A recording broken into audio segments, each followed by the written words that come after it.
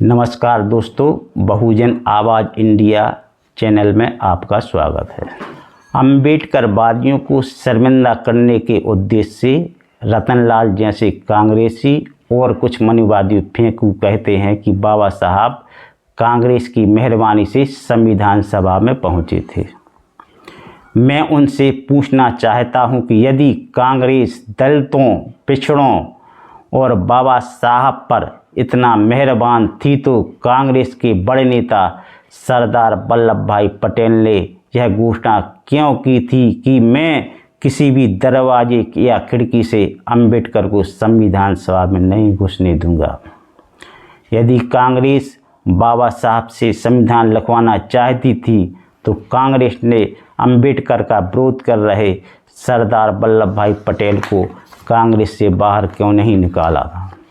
यदि कांग्रेस बाबा साहब को संविधान सभा में भेजना चाहती थी तो कांग्रेस ने बाबा साहब की पार्टी शेड्यूल्ड कास्ट फेडरेशन को घोटाला करके महाराष्ट्र का चुनाव क्यों हरवाया था। यदि कांग्रेस और गांधी दलित पिछड़ों के इतने हितैषी थे तो कांग्रेस ने बाबा साहब को महाराष्ट्र की जगह बंगाल से चुनाव लड़ने पर क्यों मजबूर किया था। यदि कांग्रेस दलितों, पिछड़ों से इतनी मोहब्बत करती थी तो जिस क्षेत्र से बाबा साहब चुनाव जीते थे उस क्षेत्र को कांग्रेस ने पाकिस्तान में देने की सहमति क्यों दे दी थी, जबकि उस क्षेत्र में 60% हिंदू निवास करते थे। इन सब बातों का यही उत्तर है कि कांग्रेस और गांधी कभी नहीं चाहते थे कि दलित, पिछड़े और महिलाएं हजारों साल की धार्मिक गुलामी से बाहर आवें। गांधी कट्टर हिंदू थे और वर्णाश्रम को हिंदू धर्म की रीढ़ मानते थे। 18 जुलाई 1936 को हरिजन पत्रिका में गांधी लोगों को पैतृक व्यवसाय अपनाने की सलाह देते हुए लिखते हैं कि हम में से प्रत्येक को अपने खानदानी व्यवसाय द्वारा ही अपनी आजीविका अर्जित करनी चाहिए। यदि कोई व्यक्ति मेला साफ करता है तो उसके बेटे को भी मेला साफ करना चाहिए। यदि कोई व्यक्ति जूता बनाता है तो उसके बेटे को भी जूते बनाना चाहिए। यदि कोई कपड़े धोने का काम करता है तो उसके बेटे को भी कपड़े धोने का काम करना चाहिए। यदि कोई बाल काटने या मिट्टी के घड़े बनाने का काम करता है तो उसके बेटे को भी वही पैतृक व्यवसाय अपनाना चाहिए। जबकि अंबेडकर वर्ण व्यवस्था के इतने विरोधी थे कि उन्होंने पैतृक व्यवसाय की वकालत करने वाली और ऊंच नीच को बढ़ावा देने वाली धार्मिक पुस्तक मनुस्मृति को 25 दिसंबर 1927 को सार्वजनिक रूप से जला दिया था।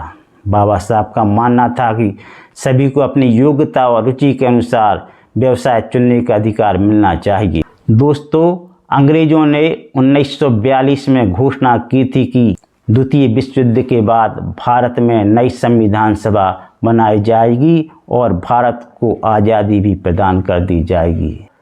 इस घोषणा के बाद कांग्रेस के कट्टरपंथी नेता हिंदू कानून यानी मनुस्मृति को देशवासियों पर थोपने का षड्यंत्र करने में लग गए थे। इसलिए मनुस्मृति के घोर विरोधी बाबा साहब को संविधान सभा से दूर रखने के षड्यंत्र किए जाने लगे थे। इसी षड्यंत्र के तहत कांग्रेस ने मनी, मीडिया और माफिया का प्रयोग करके बाबा साहब की पार्टी को महाराष्ट्र प्रांतीय विधानसभा का चुनाव हरवाया था, क्योंकि प्रांतीय विधानसभा के विधायकों को ही संविधान सभा के सदस्यों का चुनाव करना था। लेकिन बाबा साहब बंगाल से जोगन्नाथ मंडल के सहयोग से 7 विधायकों के वोट से संविधान सभा में चुनकर आ गए थे।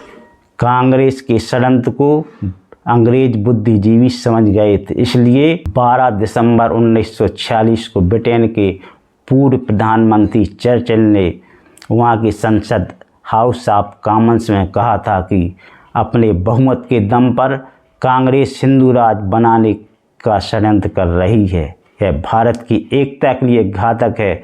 वैसे भी भारत में ये बनावटी एकता लंबे अंग्रेजी शासन के कारण स्थापित हो पाई है और हमारे जाते ही यह एकता खत्म हो जाएगी। भारत की संविधान सभा केवल हिंदुओं की सभा है। सवर्ण हिंदुओं की सभा को एक संविधान सभा की मान्यता हम दे भी सकते हैं या नहीं दे सकते। दोस्तों, चर्चिल के इस बयान के बाद कांग्रेस के हिंदू राष्ट्र स्थापित करने की मंशा हवा हो गई। कांग्रेस को देश की आज़ादी लंबे अरसे के लिए स्थगित होती नज़र आने लगी। इसलिए कांग्रेस अंग्रेज़ों की नज़र में अपने आप को सभी वर्गों का हितैषी दिखाने का प्रयास करने लगी थी। कांग्रेस इतना डर गई थी कि डॉक्टर राजेंद्र प्रसाद ने 21 जनवरी 1947 को संविधान सभा में कहा था कि संविधान सभा के 296 सदस्यों में से 210 ने इस सभा में भाग लिया है। इनमें से 155 हिंदू, 30 शेड्यूल कास्ट के, 5 सिख, 5 ईसाई, 5 शेड्यूल ट्राइब्स के, 3 पारसी और 3 एंग्लो इंडियन और 80 में से 4 मुसलमान सदस्यों ने भी इस सभा में भाग लिया है। दोस्तों, प्रश्न यह है कि डॉक्टर राजेंद्र प्रसाद को एससी और एसटी वर्ग के सदस्यों की गिनती हिंदुओं से अलग क्यों करनी पड़ी? कारण स्पष्ट है कि डॉक्टर राजेंद्र प्रसाद अंग्रेज़ों को विश्वास दिलाना चाहते थे कि यह संविधान सभा हिंदुओं के अलावा दूसरे वर्ग और धर्म के लोगों की सभा भी है। इसलिए इस संविधान सभा की मान्यता खत्म ना की जाए।